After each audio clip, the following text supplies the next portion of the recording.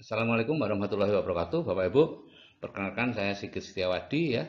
Siang hari ini saya akan menyampaikan tentang mengenal bisnis berjaringan. Gitu ya. Banyak orang yang merasa alergi dengan istilah jaringan.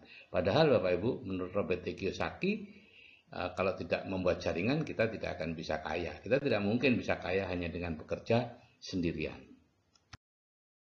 Jadi ini properti milik saya pribadi ya, saya pakai untuk bimbingan di grup Debaca Bapak Ibu ya. Jadi mohon untuk tidak digunakan untuk investasi, bisnis multi level recruiting, money game, asuransi dan koperasi gitu ya.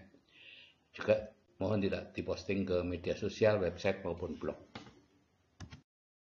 Nah, Robert T. Kiyosaki mengatakan Bapak Ibu, orang miskin mencari pekerjaan, orang kaya membangun jaringan. Kemudian untuk mendapat hasil yang berbeda, Anda harus berani melakukan hal yang berbeda. Sesuatu yang sekarang tidak Anda sukai. Itu Zig Ziglar mengatakan begitu. Untuk bisa menjadi orang kaya, kita harus siap menghadapi anggapan yang salah tentang diri kita dari orang lain. Ya. Karena untuk menjadi kaya itu kita katakanlah ke arah kanan gitu ya. Sedangkan yang lain itu sebetulnya ke kiri jalannya gitu ya. Selalu berlawanan. Kan persentase 95% ya. 95% itu nggak kaya secara keuangan, hanya 5% yang kaya. Nah, 3 quote ini itu sudah saya kenal jauh sebelum saya berubah. Jadi ketika saya mulai berubah, saya sudah punya bekal-bekal ini ya, untuk siap menghadapi anggapan yang salah tentang diri saya dari orang lain. Dan itu akan terus-menerus Bapak Ibu alami kalau Bapak Ibu mau mengikuti jalan saya. Ada 3 macam bisnis berjaringan Bapak Ibu, yaitu konglomerasi, itu jaringan bisnis besar. Jadi Bapak Ibu membangun bisnis, kemudian membangun sistemnya. Dan setelah jadi sistemnya, bukan skema ya. Banyak sekali orang yang salah mengira sistem itu skema, yaitu skema bisnis. Nanti begini, begitu ya. Enggak. Sistem adalah skema bisnis yang sudah teruji. Ya, jadi biasanya konglomerat itu membangun bisnis pertamanya itu mungkin 10-20 tahun sendiri butuh waktu ya. Setelah itu jadi, sistemnya jadi, baru dia membangun bisnis-bisnis yang lain dengan cepat gitu ya. Itu konglomerasi. Yang kedua adalah waralaba, yaitu jaringan bisnis sejenis ya. Orang membuat bisnis kemudian dibuat sistemnya, dan sistemnya itu yang dijual kepada orang lain gitu ya, sehingga orang lain tanpa mengerti tentang bisnis pun bisa ikut menikmati. Dan yang ketiga adalah network marketing. Ini jaringan pebisnis perorangan. Jadi ada sebuah perusahaan network marketing yang membangun sistem, dan begitu sistemnya sudah kuat, sistem itu dipersilahkan orang lain untuk pakai ya di bawah jaringan perusahaan itu ya. Jadi kembali lagi, sistem adalah skema yang sudah teruji. Jadi kalau Bapak Ibu memilih yang masih muda-muda baru, itu belum sistemnya belum kuat, Bapak Ibu bisa jatuh sewaktu-waktu. Minimal 10 tahun Bapak Ibu. Ya, itu baru bisa teruji sistemnya itu. Dan Robert T. Kiyosaki dan Donald Trump dalam bukunya Why We Want You to Be Rich itu sangat menyarankan kita untuk ke network marketing ya. Nanti kalau kita sudah di network marketing dan sudah tahu cara menggunakan sistem, nanti kita akan dengan mudah bisa membangun sistem kalau masih mau. Network marketing atau penjualan langsung berjenjang itu apa? Itu bisnis yang menghubungkan langsung antara produsen dan konsumen Bapak Ibu ya. Menghilangkan peran distributor, pengecer dan iklan yang mengambil keuntungan 60%. Jadi barang yang kita beli itu 40% dari produsen ya. Bukan keuntungan ya. Harga 40% itu harga produsen, kemudian distributor, pengecer dan iklan itu makan keuntungan 60%. Dan sekarang sayangnya banyak aneka sistem bisnis yang menyaru ya sebagai network marketing atau multi level marketing ya. Padahal itu sebenarnya bukan, itu multi level recruiting, yaitu orang yang menjoin-joinkan dapat uang ya. Jadi dapat uangnya karena menjoinkan orang ya, atau skema ponzi atau money game ya. Nah, ini kita perlu mengenal fatwa dari Dewan Syariah Nasional tentang penjualan langsung berjenjang syariah. Ada 12 syarat gitu ya. Yang pertama ada objek transaksi real yang diperjualbelikan, dua barang atau produk jasa yang diperdagangkan bukan yang diharamkan, transaksi dalam perdagangan tidak mengandung unsur gharar, masyir, riba, jadi bukan semacam perjudian atau harapan kosong dan lain-lain ya. Tidak ada kenaikan harga yang berlebihan ya. Excessive markup sehingga merugikan konsumen karena tidak sepadan dengan kualitas atau manfaat yang diperoleh gitu ya. Saya banyak melihat orang pakai gelang, pada kalau saya beli di Shanghai ya, di Cina itu harganya cuma 5 yuan ya. 5 yuan itu berapa? Tapi di sini bisa dijual ratusan ribu.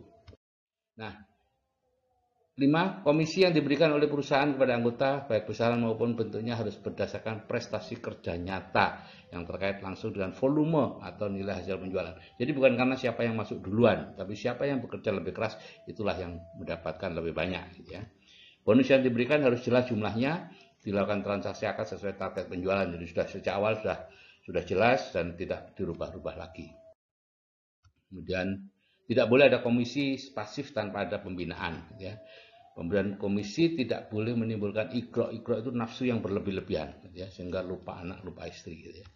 Tidak ada eksploitasi atau ketidakadilan dalam pembagian bonus antara anggota pertama dengan anggota berikutnya. Jadi semua transparan, adil, semua tahu ya. Kalau yang tahu tahu bahwa dia mendapatkan sesuai haknya. Dan sistem rekrutan anggota, penghargaan tidak bertentangan dengan akidah, syariah, atau akhlak mulia ya, jadi tidak ada hura-hura dan lain-lainnya. Setiap mitra usaha yang melakukan perekrutan berkewajiban melakukan pembinaan ya. Dan yang terakhir tidak melakukan kegiatan money game. Nah, ini yang mau saya bahas. Money game itu apa Bapak Ibu? Banyak orang yang tahu money game tapi tidak ngerti itu apa. Ini menurut fatwa MUI nomor 75 tahun 2009. Money game adalah kegiatan penghimpunan dana masyarakat atau penggandaan uang dengan praktek memberi komisi dan bonus dari hasil perekrutan atau pendaftaran mitra usaha baru. Jadi kalau ngerekrut dapat bonus, ya itu ini money game. Dan bukan dari hasil penjualan produk, ya. Atau dari hasil penjualan produk, namun produk yang dijual hanya kamuflase atau tidak punya mutu atau kualitas yang dapat dipertanggungjawabkan. Jadi di markup dulu produknya. Gitu, ya.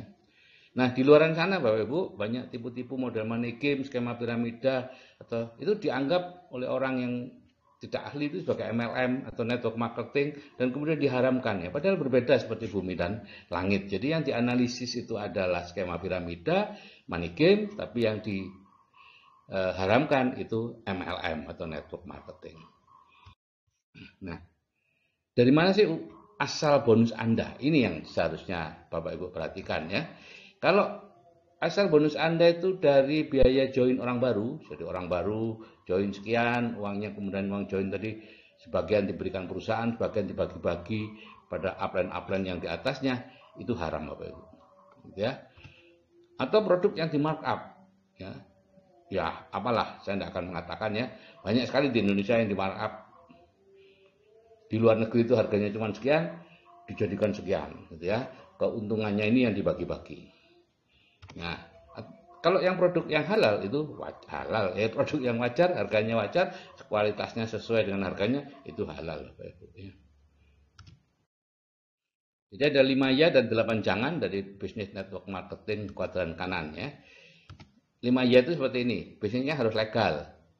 Usia lebih dari 10 tahun ya, karena bangun sistem itu minimal 10 tahun Bapak Ibu. Kalau enggak, udah deh. Itu bukan sistem, itu skema Bapak Ibu ya. Dan ada produk yang berkualitas, jadi bukan produk yang di markup tadi itu ya. Ada bimbingan, tadi syaratnya harus dibimbing. Ada orang yang terbukti berhasil, jadi memang sudah ada buktinya ya. Itu ada satu saja dari 5 ya ini tidak ada, tinggalin Bapak Ibu. Risikonya tinggi ya. Anda sedang membangun bisnis jangka panjang loh, gitu ya.